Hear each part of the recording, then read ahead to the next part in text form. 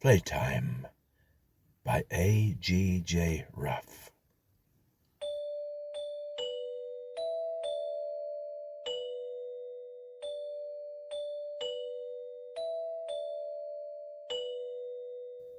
Mrs. Tate died suddenly. She slipped from her customary window cleaning position on top of the washing machine, smashed the base of her skull against the gas stove, and came to an abrupt halt as she thudded heavily to the kitchen floor. The body lay at an unnatural angle, staring upward with unseeing eyes, hearing and feeling nothing. Young David hammered his demand for entry on the back door. Getting no response, he sighed, stretched up for the doorknob, and at the same time kicked the door forward with one badly scuffed shoe. Seeing his mother lying on the red tile floor, he frowned. Words such as dead or unconscious had as yet no place in his 6-year-old way of thinking. Life to David was one enormous game in which everyone, with the sole exception of his parents, participated. He knew that Mr. Diamond often turned a blind eye when he pilfered the occasional apple or orange from the gentleman's fruit stall. Even the neighbours were most tolerant when he trampled on their flower beds or chased the household pets. The only people from whom he need fear retribution were his parents. However, just for once, his mother seemed to be joining in the fun of things. With a sweaty hand, David brushed an aggravating lock of hair out of his eyes, edged round the inert figure, clambered up onto a chair, and helped himself to a glass of cool water from the sink. He turned and looked down, feeling faintly uneasy as he looked into the pair of glassy eyes that stared up at him unblinkingly. David sipped the water slowly. Could his mother be dead? Whatever that meant. He peered down at the faint smile which played around the slightly parted lips of the corpse, and found that it reassured him.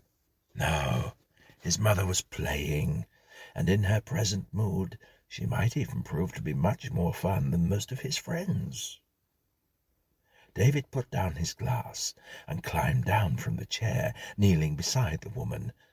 Tentatively, he lifted one of her hands, and he giggled as it flopped limply back to the ground when he let it go. Mummy didn't even stir.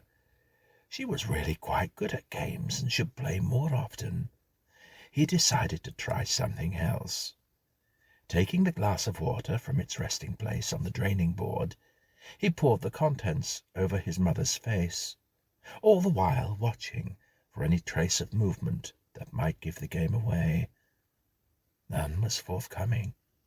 The water simply trickled across the waxen features, leaving 1 or 2 drops of moisture trapped in the facial hair above the mouth, dribbled across the neck, and formed a small puddle on the tiles beneath the head. The boy leant over and tickled his mother under the chin. The loose flesh vibrated beneath his fingertips. The mouth gaped slightly wider, and a thread of saliva wound its way across the chin and onto David's hand. He quickly straightened up and wiped the sticky hand on the seat of his trousers, shocked and annoyed. He wasn't at all sure about the game or the rules. Surely his mother's action had given him unlimited license as far as his behavior was concerned. Hurrying into the living room, David searched for and found a box of crayons buried deep in his toy cupboard. Returning to the kitchen, he removed the crayons from their box and started work. First of all, Mummy was provided with a pair of black, misshapen spectacles and a long, droopy moustache, and finally a lovely red nose, just like Daddy's. Mummy couldn't understand. Mummy didn't move. She seemed to appreciate the joke. David couldn't understand how she'd stopped herself from laughing, for the crayon must have tickled her nose. The sewing tin provided David with a pin. To start with, he pricked his mother gently, but finding that this produced no visible or audible result, he plunged the pin home time and time again. He was hungry, and the game had gone on quite long enough already.